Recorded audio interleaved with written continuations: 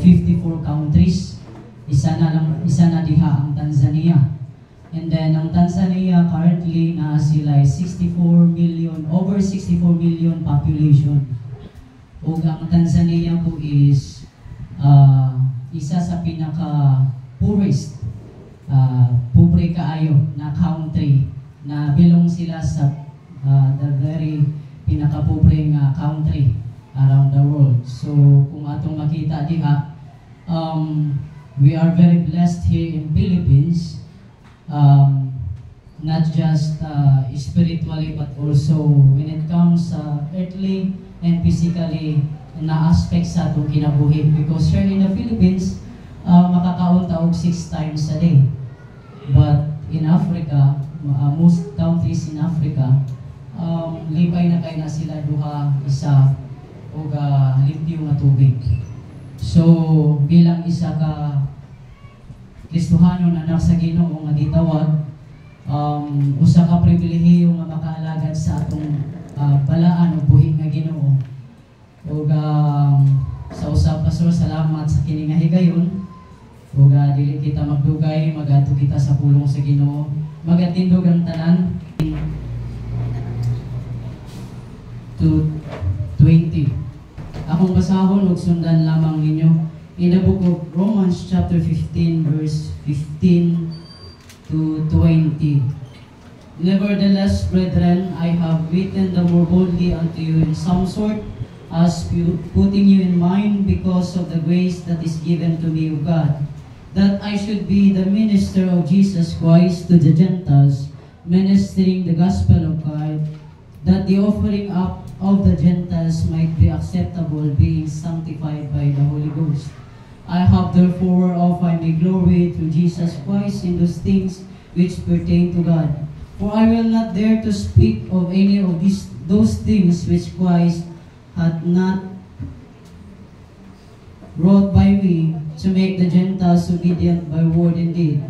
Verse 19, through mighty signs and wonders, by the power of the Spirit of God, so that from Jerusalem and round about unto Illyricum, I have fully preached the gospel of Christ. On verse 20, so have I strived to preach the gospel, not where Christ was named, lest I should build upon another man's foundation. Here on verse 19 and 20, ato ang makita that Apostle Paul is writing to the believers at Rome, nga siya nagpahibalo sa iyang ministeryo sa iyang pag-alagad sa Ginoo, nga siya nagmadaugon diha sa pagsangyaw sa maayong balita. Now on verse 20 atong makita diha, on verse 20, so have I strived, ingon ni Apostle Paul, ako na ning kamot nga maisangyaw, maiwali ang maayong balita, ang gospel. Atong tan-awon karong kahaponon sa kadali lang ang mga panahon, I believe matag usa ka nato ginikanan man o anak na agayoy pangandoy paningkamot sa atong kinabuhi. But atong tan-awon po diri as we relate our life sa kinabuhi ni Apostle Paul, o unsa ba ang gusto ipaabot sa pulong sa Ginoo sa atong kapunon karon. Nga si Apostle Paul naningkamot lamang sa isa ka butang, that is to preach the gospel. Atong tan-awon unsa ang gospel, o nganong si Apostle Paul iyaha gayong gipaningkamutan, unsa ang rason nganong iyaha gyud kining gipaningkamutan to preach the gospel. Imong gugma kanuoy sa among kinabuhi. Naa kami diri karon nagasilibrar sa first recognition sa mga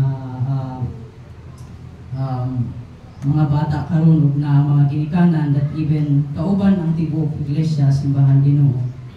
Ako nagapasalamat nga ikaw Ginoo, padayon gyud nagaamping kanamo, nagalihok sa among kasing-kasing.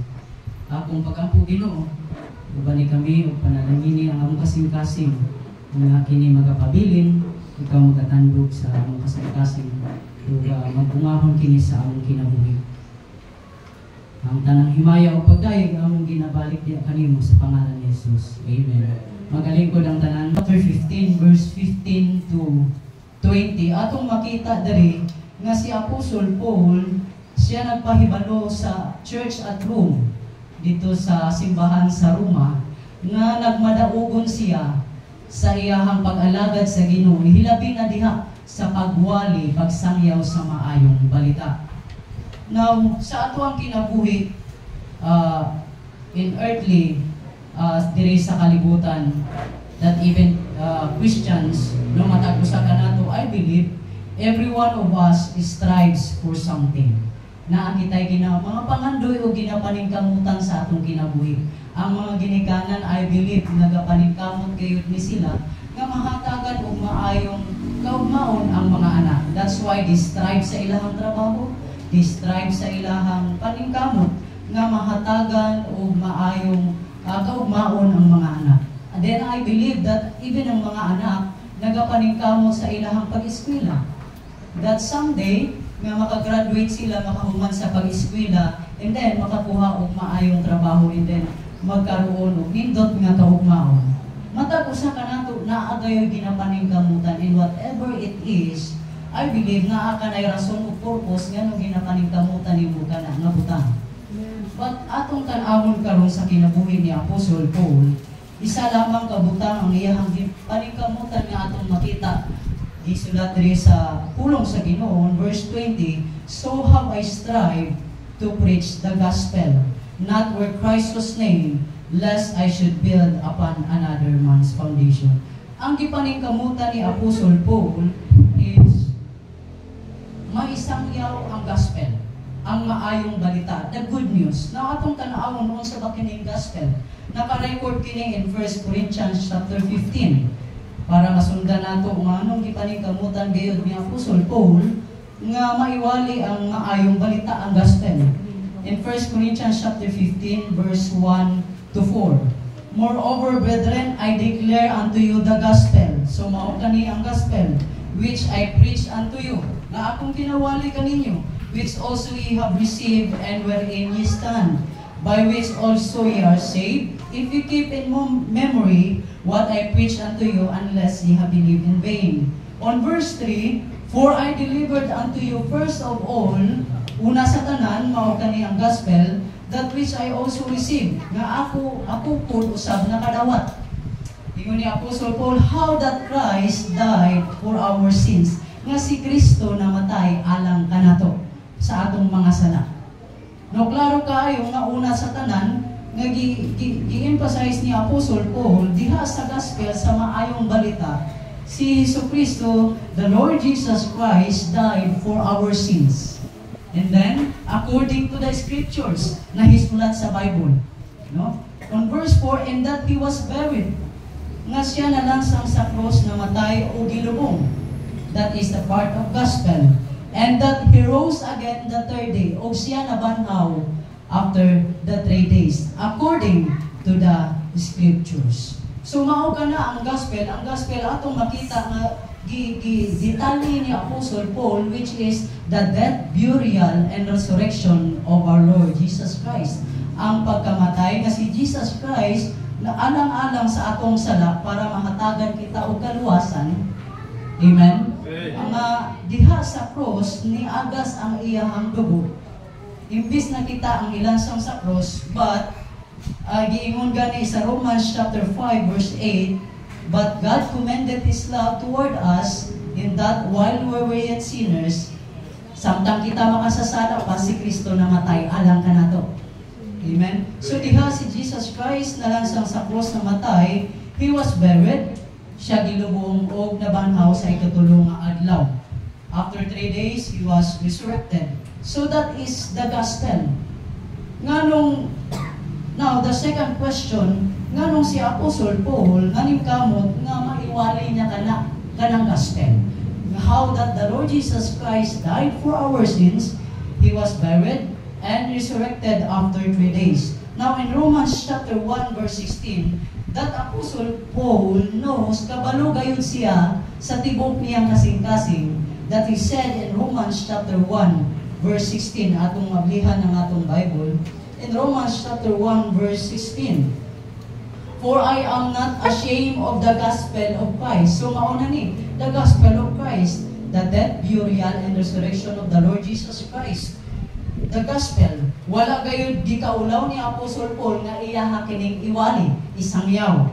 sa bisan kinsa ug bisan asa. For I am not ashamed of the gospel of Christ, for it is the power, kay kini ang gahom sa Ginoo unto salvation. In other words, si Apostle Paul nag-ingon kanato, mao kani ang pamaagi sa Ginoo sa kaluwasan. Kay kung atong tan-awon, kita bilang isa ka tawo, usa gayud kita ka makasasala. In Romans chapter 3 verse 23 and Romans chapter 3 verse 10, as it is written, there is none righteous, no not one, for all have sinned and come short of the glory of God. So ibig sabihin, kitang tanan, regardless how small or big ang ato ang sala, kitang tanan makasasala at ubangan sa Ginoo. And the Bible says in Romans chapter 6 verse 23, for the wages, ang bayad sa sala, kamatayon. And in the book of Isaiah, chapter 59 verse 2, but your iniquities have separated between you and your God, and your sins had hid His face from you, that He will not hear. So tungod sa atong sala, tungod kita o bilang isa ka makasasala, mao ka na ang kabayaran sa atong sala, nga moabot ang panahon nga kita mamatay. Ang kamatayon dili katapusan sa atong kinabuhi. Amen? Ang kamatayon atong makita diha nga ang kamatayon diha sa diha mamatay ang isa ka tawo. Ang Bible nagasulti kanato nga ang kita bilang isa ka tawo na ay tulo ka parte. Ang lawas, espiritu ug ang kanal. Mao kana ang giingon sa Bible. Now ang lawas ingon sa Bible in the book of Genesis nga mobalik kani sa yuta. O ang espiritu magikan sa Ginoo, mubalik sa Ginoo. Apan ang kalat, asa siya padulong. Now, the gospel of the Lord Jesus Christ, ang tumong niya is luwason ang makasasala. Ang kalat. Amen?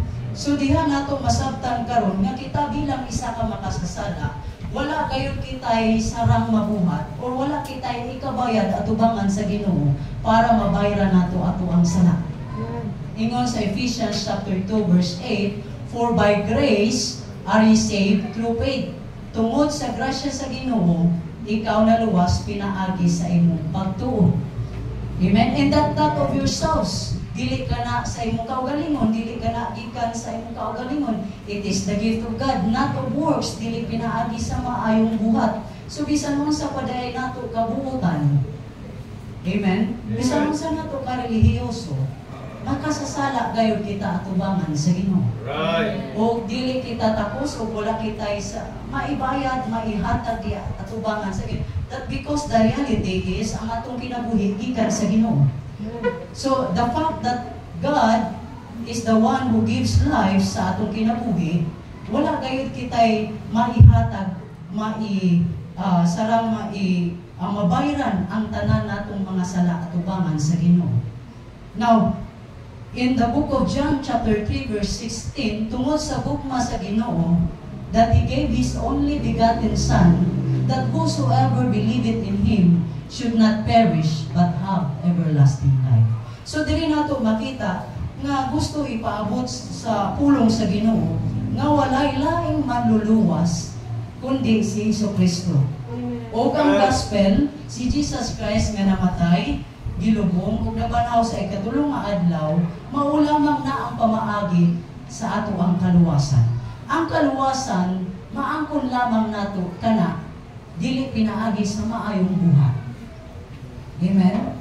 Dili pinaagi sa unsa man nga relihiyon diri sa kalibutan. Apan ang Bible ingon in Ephesians chapter 2 verse 8, through faith. Now, kani ang kaluwasan gibuhat tanan kana sa Ginoo walay ato. O gusto niya ang kaluwasan imuhang maangkon, makuha. Apan naa ka diha karon, naa kay sariling desisyon sa imong kinabuhi. Either pagadawaton, pagatuuhan nimo si Jesucristo bilang imong manluluwas o dili. So nakakitay sariling desisyon sa atong kinabuhi, sa atong kasing-kasing, nga gihatag sa Ginoo. Ang kaluwasan na humana, kana purely sa Ginoo tanan, walay ato. wala kita'y participation. So mauna to diha makita nga si Apostol Paul nga naging kamot siya nga maiwali ang maayong balita. That is because maulamang ka na ang pamaagi sa atong kaluwasan. Ingon ni Jesus Christ in John chapter 14 verse 6, I am the way, the truth, and the life. No man cometh unto the Father but by me. So, atong makita diha nga wala kayo'y laing pamaagi o wala'y laing manuluwas kundi si Hesus Kristo lamang. O ikaduhang rason nga atong makita diha nga ang kaluwasan nga gihatag sa Ginoo is grasya gasa lamang. Sa akong giingon ganiha, that Apostle Paul recognize nga ang iyang kinabuhi o kaluwasan nga iyang nadawatan, gasa lamang sa Ginoo. Magaingon kita gasa, regalo. In Ephesians chapter 2 verse 8, it is the gift of God, regalo ka na. So diha nato makita in 1 Corinthians chapter 15 verse 9 and 10 that the Apostle Paul recognized that it is all by the grace of God. 1 Corinthians chapter 9 verse 10.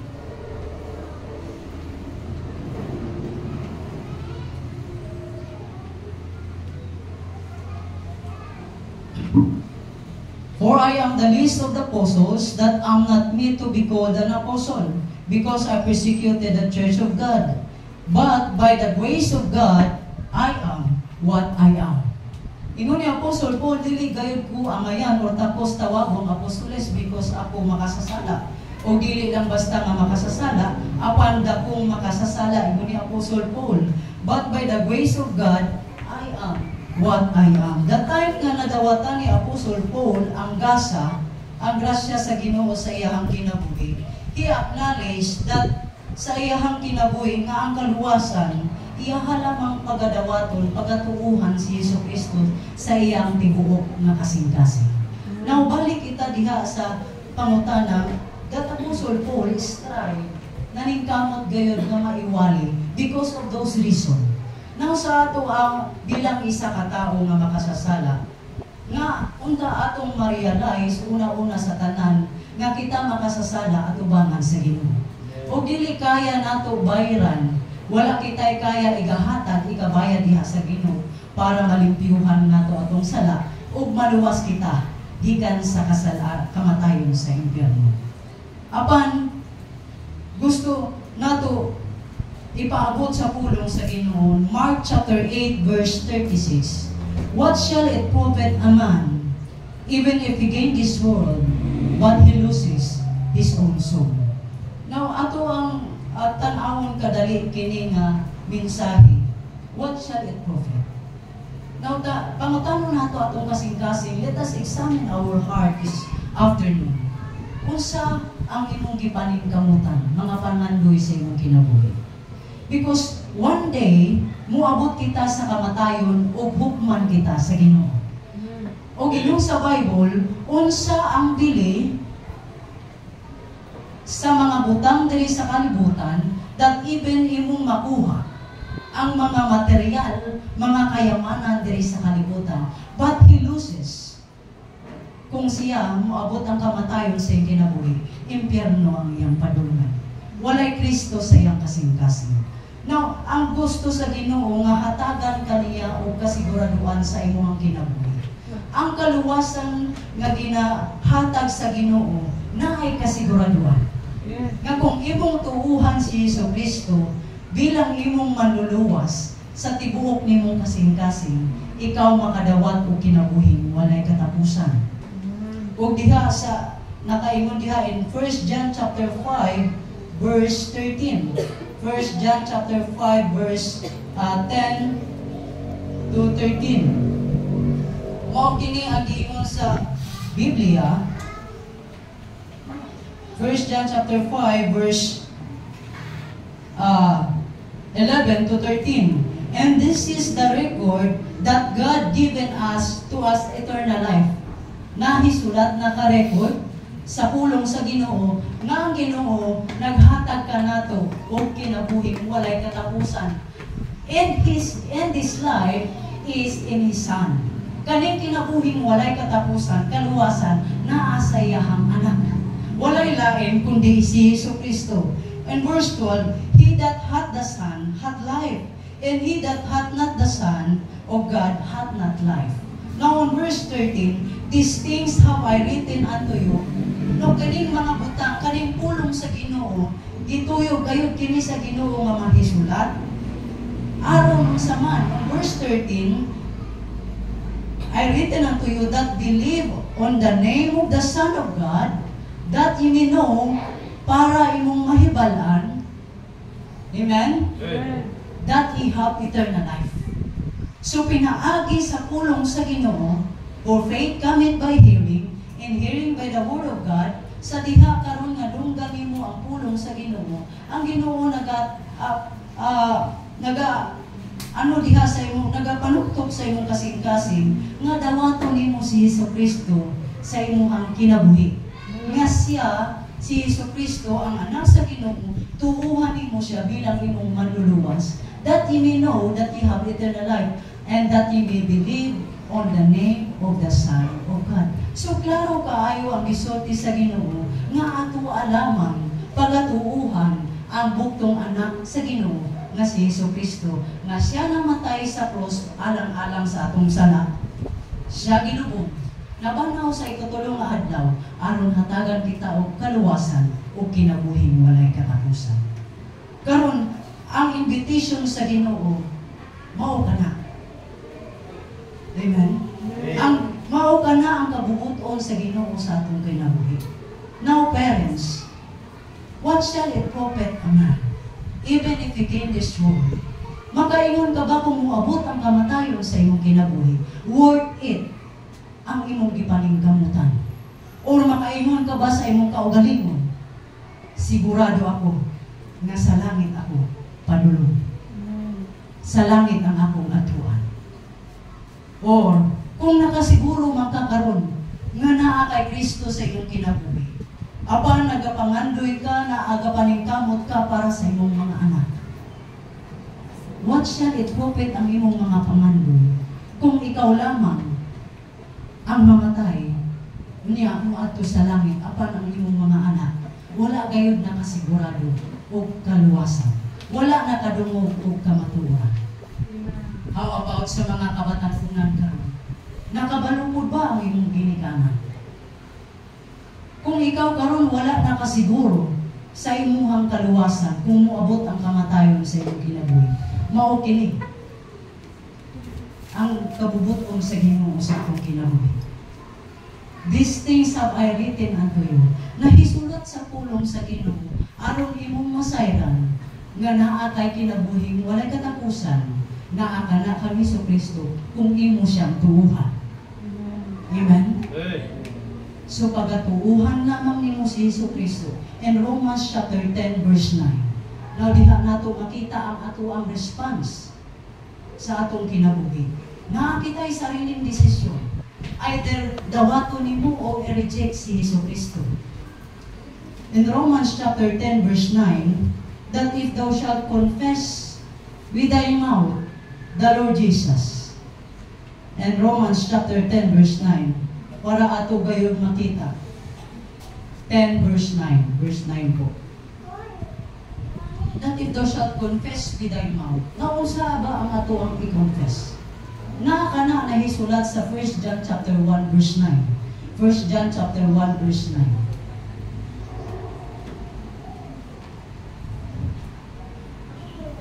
If we confess our sins, He is faithful and just to forgive our sins.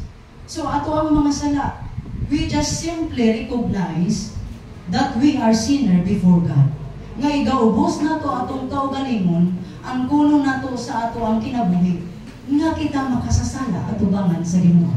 O balik kita sa Romans chapter 10 verse 9. After we confess, diha, nga kita magaubos sa atong kasing-kasing, ang kuno nato nga kita makasasala, wala kita isarang ikabayad sa Ginoo, and shall believe in thine heart. Pagatuuhan nimo sa imong tibuok nga kasing-kasing nga ang Ginoo nagbanhaw kaniya gikan sa kamatayon. and thou shalt be saved. Ikaw, maluwas. Makaangkong ka o kaluwasan. O ka na nga kaluwasan, kinabuhing walay katapusan dito sa langit. Kauban ang Ginoo. Kana ang mensahe sa Ginoo sa ato ang kahaponon karon. Nga simple ang invitasyon sa Ginoo sa imong kasing-kasing. Nga pagkaangkunon lamang imo nga ikaw makasasala ug tuuhan nimo si Jesucristo nga siya lamang ang imong manluluwas. Dawata siya sa imong kasing-kasing bilang imong manluluwas sa imong kalag aron maangkon nimo kinabuhi walay katapusan. So karon mag-aampo kita sa usa ka pag-ampo akong ginahangyo tanan sa pagtindog. Kini nga pag-ampo imbitasyon sa Ginoo kanimo. Kung ikaw nag-decide karon kahaponon nga gusto nimo dawaton tuuhan si Jesucristo sa imong kasing-kasing bilang imong manluluwas, sunod ka sini nga pag-ampo. Apan tinud-anay sa imong kasing-kasing. Ako mahimong guide, giya lamang nimo. Apan tinud-anay nga pag-ampo kinasing-kasing nga pagpangayo ka pa sa iluan o pagtuo, pagsalig diha sa iyang anak nga si Jesucristo nga siya namatay, nalubong ug nabanaw para sa atong kaluwasan.